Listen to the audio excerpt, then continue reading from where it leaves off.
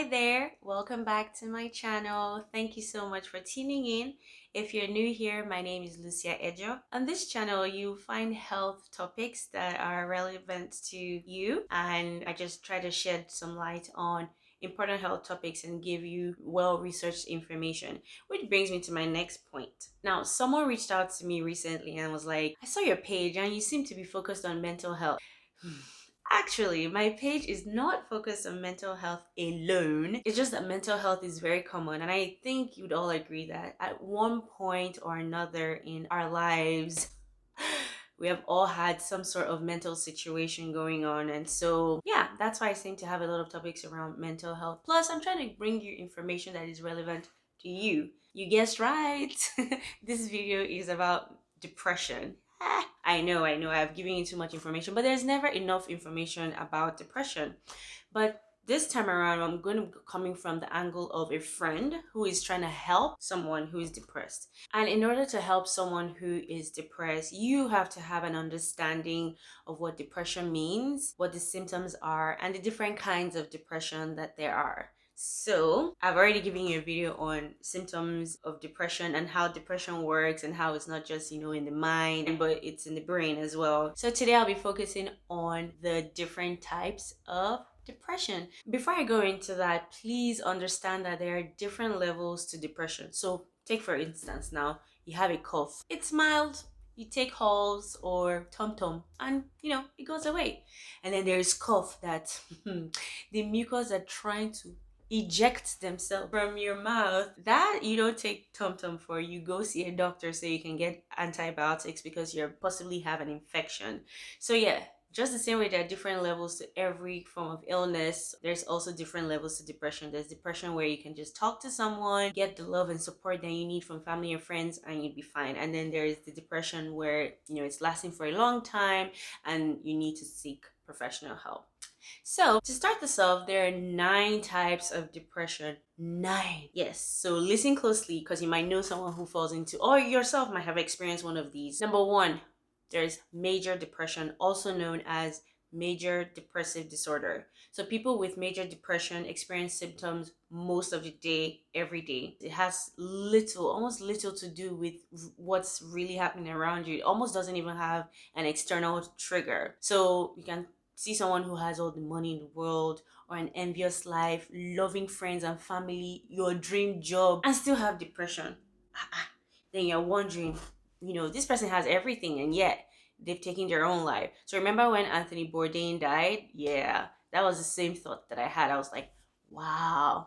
So yeah, that's major depression. Number 2, there is persistent depression, aka persistent depressive disorder, aka chronic depression. So the word chronic there means that this depression lasts for 2 years or more. It might not be as intense as major depression, so you could have really bad months and then there's better months, and then it goes up and down sometimes. But because it could last for such a long time, people with this kind of depression may start to think that all the symptoms are just part of their normal outlook on life, whereas it's depression.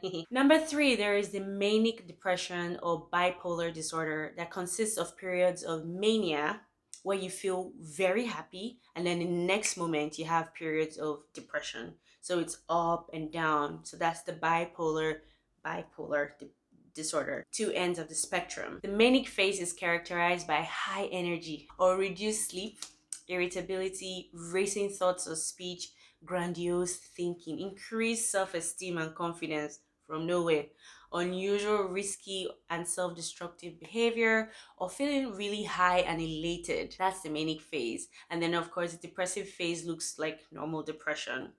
And sometimes it could also include hallucinations and delusions. Yeah. Number 4, there is depressive psychosis. So some people with major depression also go through periods of losing touch with reality. And this is known as psychosis, which can involve hallucinations and delusions. So hallucinating means that you see, hear, smell, taste, or feel things that aren't really there. An example of this would be hearing voices or seeing people who are not there. Delusion means that you hold a belief that is clearly false or does not even make sense so closely. But to someone experiencing psychosis, all of these things are real and true. A very good example of someone like that would be the Joker.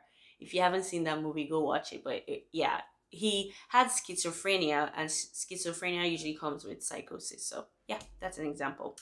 Number five, there is the perinatal depression, which is clinically known as major depressive disorder with peripartum onset occurring during pregnancy or within 4 weeks of childbirth.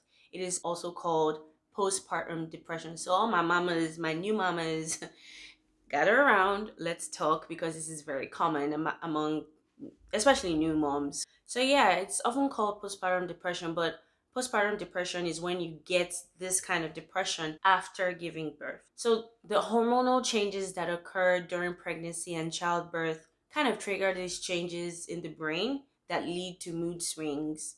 Again, the lack of sleep and just the physical discomfort that often accompanies pregnancy and having a newborn obviously don't help either. And also, women who lack support or have had depression before are usually at increased risk of developing perinatal depression.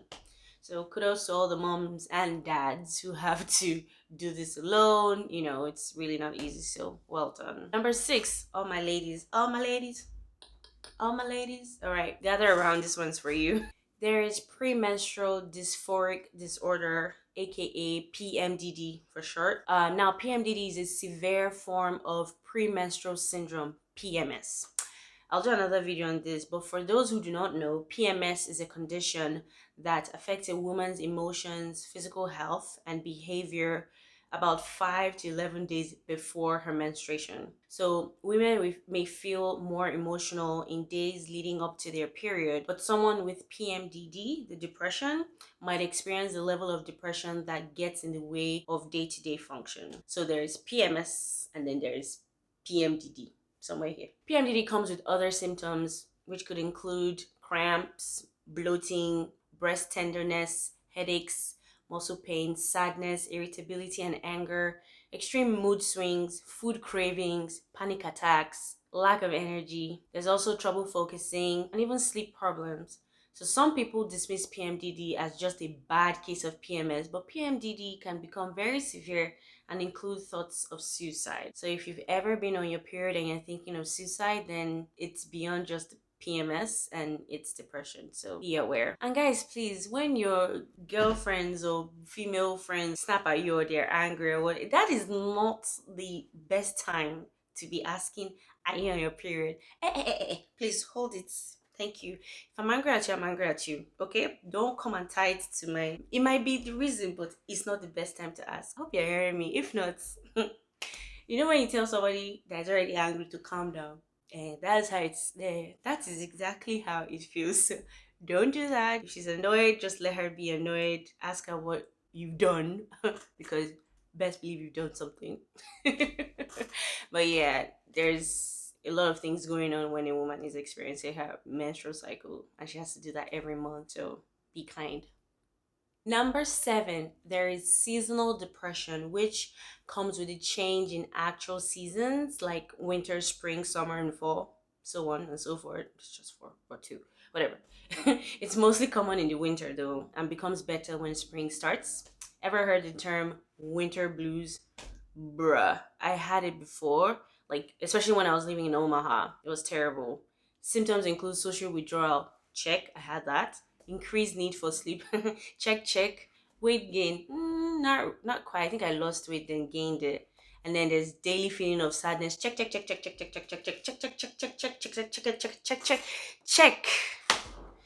it. I was very, very, very sad. And then there's the feeling of hopelessness or unworthiness. Now this next one, if you're a human being, just gather here. Let us just be a human being. Just gather here. The most common one, number 8, is situational depression. Whew.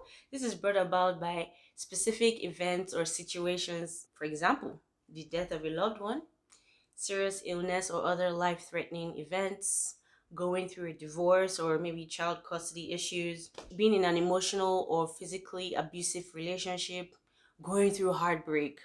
being unemployed, looking for a job, looking for school, just life, adulting, just being a big sister, big brother, being in traffic.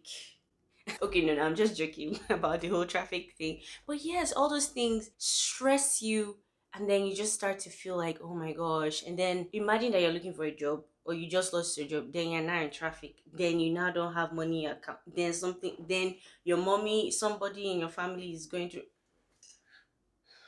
bruh.